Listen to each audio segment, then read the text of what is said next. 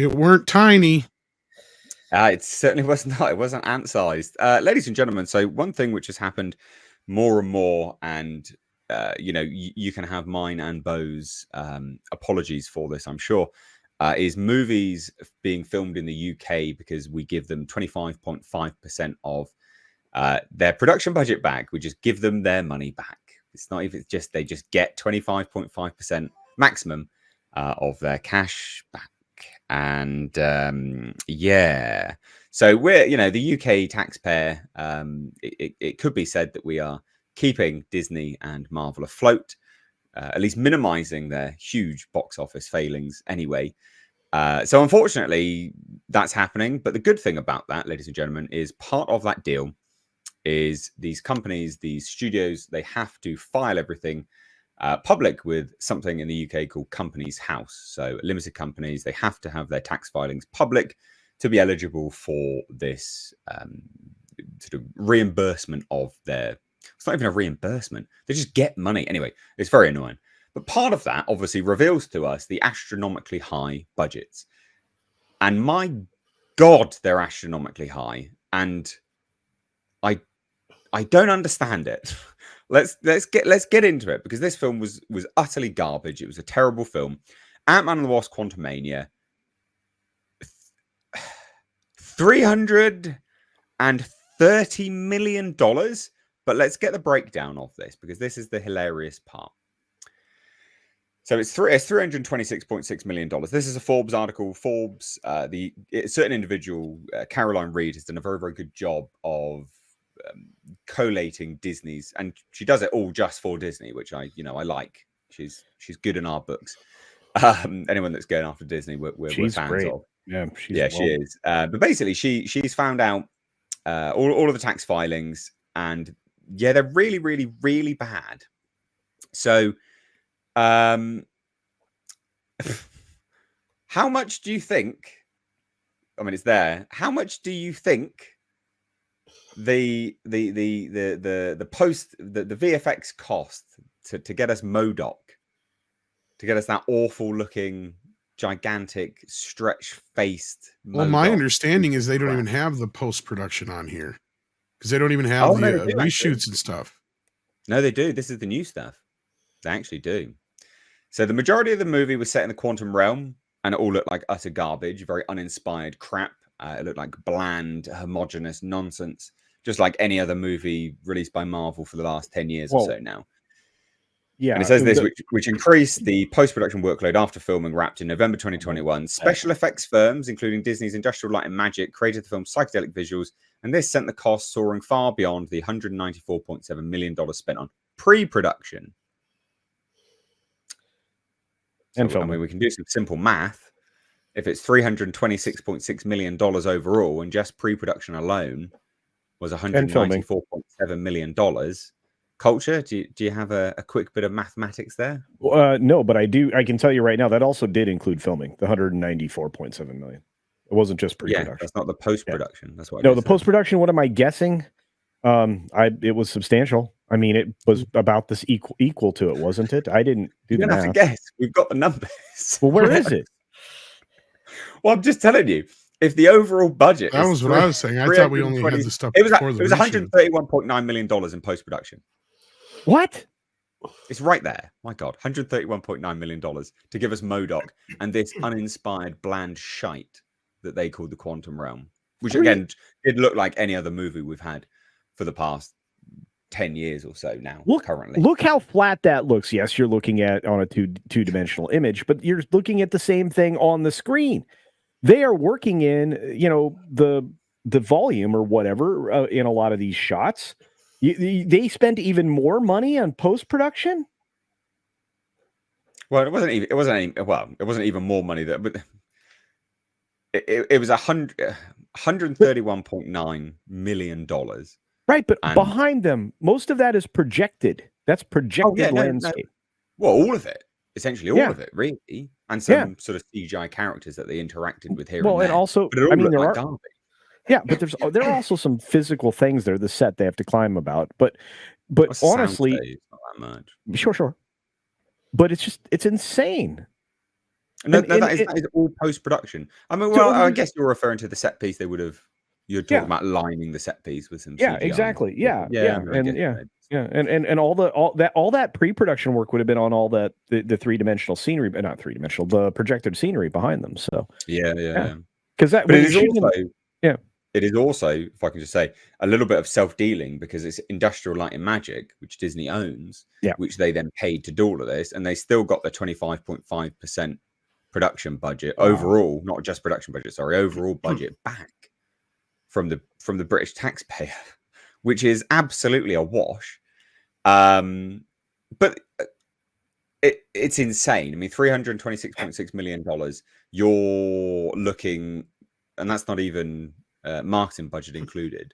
If you're being incredibly fair, way over fair, and you just give them $100 million marketing budget, definitely wasn't that. It was a hell of a lot more than that, but just say it was. You're looking at nearly $1 billion to break even on this absolute easily. You have to make $1 billion to break even. You have to.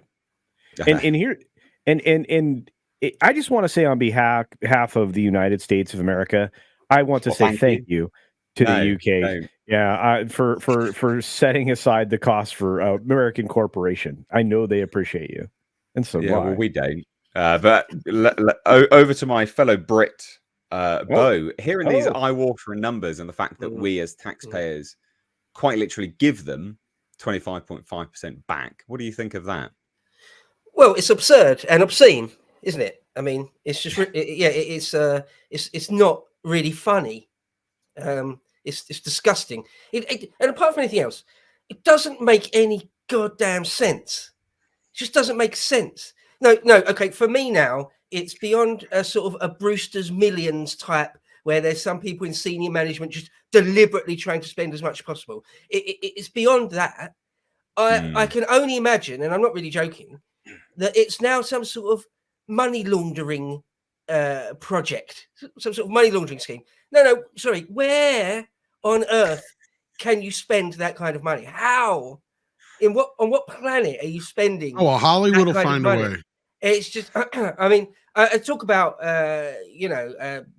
massive budgets for things that turn out that, in fact, loads of money's just been embezzled by all sorts of people. You know, like sending tens of billions of dollars to Ukraine, and it turns out all the Ukrainian generals are now multi-millionaires, or Zelensky's family have bought another mansion or something. It's like, right, okay. So anyway, I just feel like in Disney or whatever's going on here, they've got different companies that they're moving money around between themselves.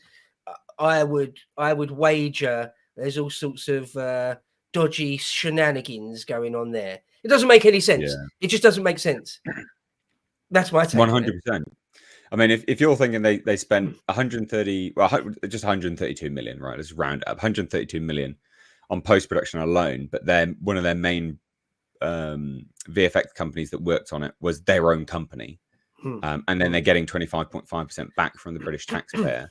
They're paying themselves and then getting money back from the British taxpayer as well. I mean, it's absolutely a wash. And as you say, obscene. It is obscene.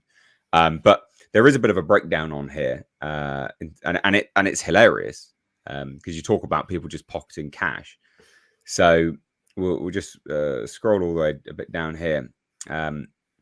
Do we know how much Paul Rudd's personal fee was for appearing? Well, and I just got to say, never ever attribute malice where stupidity can also be involved here, however the saying goes. Yeah, it is Disney. That's what I mean. Like, they're stupid as hell. But they are malicious. I mean, I don't mean to be needlessly contrarian, but I often think the exact opposite. Don't let people get away with pretending they're being stupid quite often. Or just accidentally deposited 5 million in my best friend's bank account. What I mean, though, is we've learned that these guys don't know how to make a movie. That's what I'm saying. Like, we've learned in the last 5 to 10 years, they really, especially Kevin Feige, we've learned he does not know how to make a movie. Because a lot of these artists and other people coming out and saying, you know, like we send them finished effects and like, well, can you do this, and that, and the other? And they're like, this isn't a storyboard. This is the finished effect. That's going to cost us time, money, and effort, and all that other shit. You know, and they don't get that. But then they're paying. I mean, look at this, for instance. $21 million, £16.8 million.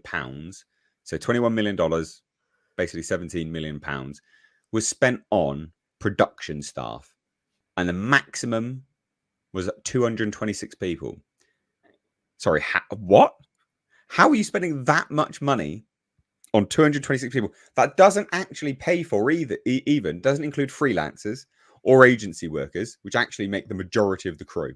So the majority of the crew, that's not even factoring into that cost. That's it doesn't add up. Surely it just simply doesn't add up. 16.8 million is a gigantic number. Just that is a gigantic. It's absolutely crazy. Crazy times. Tom, sorry, we haven't got to you yet, mate. What do you think? You sort of gave well, as I've always said, Hollywood will never do things for cheaper. They always find a way to make us pay for it. Disney is never the exception. They make everybody pay for everything. Even the theater owners hate them. As far as this movie goes, I think it's just more par for the course. We keep learning time and time and time again that they spend 3-4 times what they should be on these movies. Like, in what world did you think it was worth spending over $300 million on an Ant-Man movie? Right? Like, I don't see the logic in this. As we've been pointing out, you could have made 33 Godzilla -1s for what they spent on this one film alone. That's a problem in Hollywood. Not just a Disney problem, but a Hollywood problem. And it goes back to, like I said, they'll never spend less. They never do. They always find a way to spend more and make somebody else pay for it. Well, just to really throw it into perspective here, this film only grossed worldwide $476.1 million. Now, ordinarily, that should be good money. It should be, but not when you're spending $330 million on its just production budget alone. Staggeringly high amounts that they would have lost here. Utterly insane. Utterly insane. Wow. I mean, what I don't understand, Nate, is we talked a bit about this when you came on Lotus and did an interview.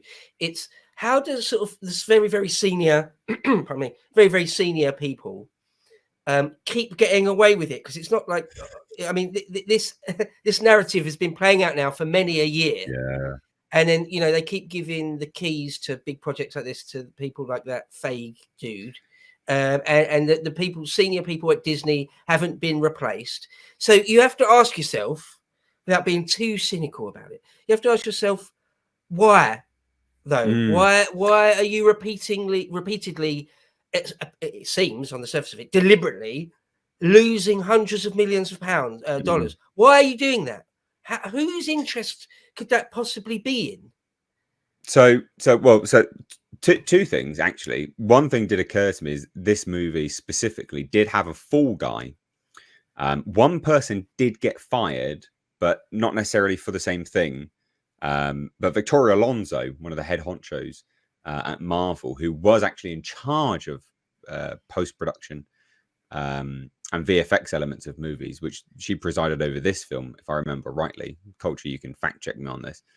This is true, yeah.